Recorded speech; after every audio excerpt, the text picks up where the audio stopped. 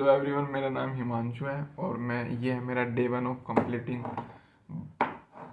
NEET syllabus in 90 days. तो भाई अभी सिचुएशन ऐसी चल रही है कि पढ़ाई हो नहीं रही है और पढ़ने का मन बहुत ज़्यादा कर रहा है। मतलब अर्जेंसी फील हो रही है कि एग्ज़ाम पास आ रहा है, 5 मंथ रहेंगे। अब आजकल हर जगह यूट्यूब पे दिख रहा है 160 डेज लेफ्ट, 160 डेज लेफ्ट, और पढ़ने का मन कर नहीं रहा है।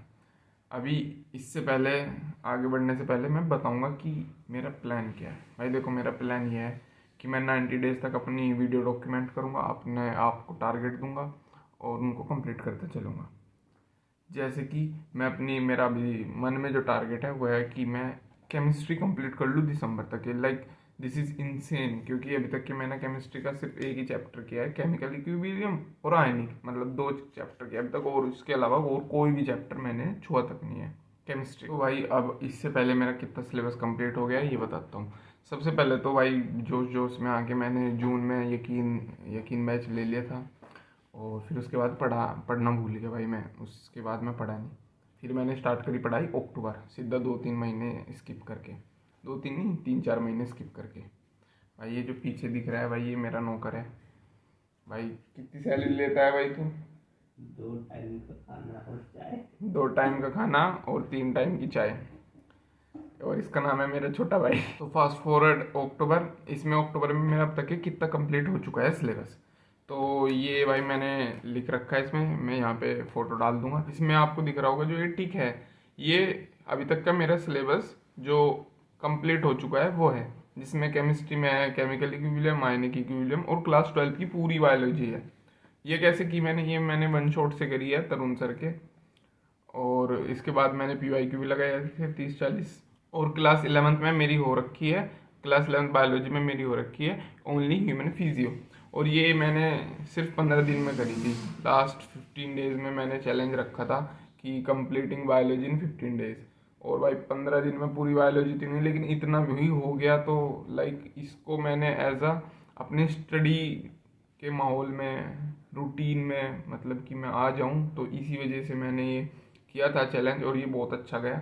इसमें मैं क्लास 12 की बायोलॉजी हो गई, ये इतना सब सिलेबस हो गया। बाकी सब रहता है भाई, फिजिक्स, ये जो बीच में स्पेस छूट रहा है ना भाई, ये फिजिक्स के लिए है। फिजिक्स का मैंने एक भी चैप्टर स्टार्ट नहीं किया, लेकिन अब MR सर वो स्टार्ट करने वाले हैं ना क्लास 12 इलेक्ट्रोस्टैटिक, तो भाई मैं वहाँ से स्टार्ट कर दूंगा अभी। ठीक है, डेली लेक्चर लिया करूँगा बिल्कुल कंसिस्टेंट होके। तो और 11 मेरी हुआ नहीं है अभी तक, सीधा क्लास 12 से भाई बेसिक मैथ का कोई चक्कर नहीं है, सब बेसिक मैथ से स्टार्ट करते हैं। फिर भाई वही vector, motion in plane, motion यहाँ तक आते आते गेम बच जाता है। तो मैं सोच रहा हूँ क्योंकि क्लास 12 की फिजिक्स ज़्यादा भी होती है, उसका वेटेज 120 के लगभग होता है, तो इसी वजह से मैं क्लास 12 की फिजिक्स पहले करूँगा। अभी का मेरा क्या प्लान है? आज था मेरा डे 1। इसमें मैंने क्या किया भाई, इसमें मैंने ऑर्गेनिक केमिस्ट्री का मैंने IPSC कंप्लीट कर दिया। देखो, जो मेरी ऑर्गेनिक केमिस्ट्री है ना, पूरी केमिस्ट्री में सिर्फ यही है जो मुझसे आता है। लास्ट ईयर मैंने इसके पंकज सर के पूरे लेक्चर्स किए थे, पूरे लेक्चर्स, एक भी लेक्चर नहीं छोड़ा था, और DPP साथ में लगाई थी, इन टेक्स्ट क्वेश्चन किए थे। इसी वजह से 2025 में मेरे कुछ क्वेश्चन सही गए थे। बट जो मेरी गलती रही लिटरली वो थी lack of revision, lack of test. भाई मैंने टेस्ट नहीं दिए, ठीक है, इसके बारे में मैं आगे बात करूंगा। और NCERT नहीं पढ़ी भाई मैंने ऑर्गेनिक की, मुझे पता ही नहीं कि कौन सी नेमिंग रिएक्शन ज़्यादा इम्पोर्टेंट है, कौन सी कम है, और टेस्ट नहीं दी तो वैसे भी नहीं पता चली। तो इस साल मैंने क्या किया, जो उम्मीद बैच था 2025 का, उससे मैं वन शॉट से चैप्टर कर रहा हूँ। और भाई जो लास्ट ईयर के मेरे नोट्स बने हुए हैं ऑर्गेनिक के, वो मैं कर रहा हूँ, उनको पढ़ रहा हूँ, उनको रिवाइज कर रहा हूँ। उसमें जो मैंने क्वेश्चन टिक लगाए थे, जो मैंने इम्पोर्टेंट मार्क किए थे, उनको कर रहा हूँ। तो सबसे पहले वन शॉट से चैप्टर कर लिया उम्मीद वाले बैच से, फिर उसके बाद मैंने उसके अपने नोट्स रिवाइज कर लिए।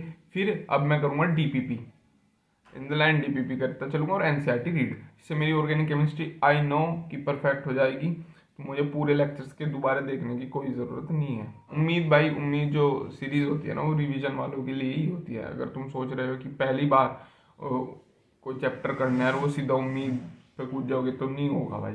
और अगर तुमको करना है ऐसे, फिर उसके बाद तुम सोच रहे हो कि मैं क्वेश्चन वगैरह लगा लूंगा, तो फिर उम्मीद 2024 वाला देखो, क्योंकि उसमें बड़े बड़े लेक्चर है 10-10 12 घंटे के। 25 वाले में इतने लेक्चर नहीं है, इतने बड़े लेक्चर नहीं है, मैक्सिमम 5-6 घंटे उससे ऊपर नहीं। तो 2024 वाला देखो। फिजिकल केमिस्ट्री भाई मैं पढ़ूंगा सुधांशु सर से। सुधांशु सर जो लेकिन 2.0 में उनका कंप्लीट हो गया है, और वहीं से मैं अपना कंप्लीट करूंगा।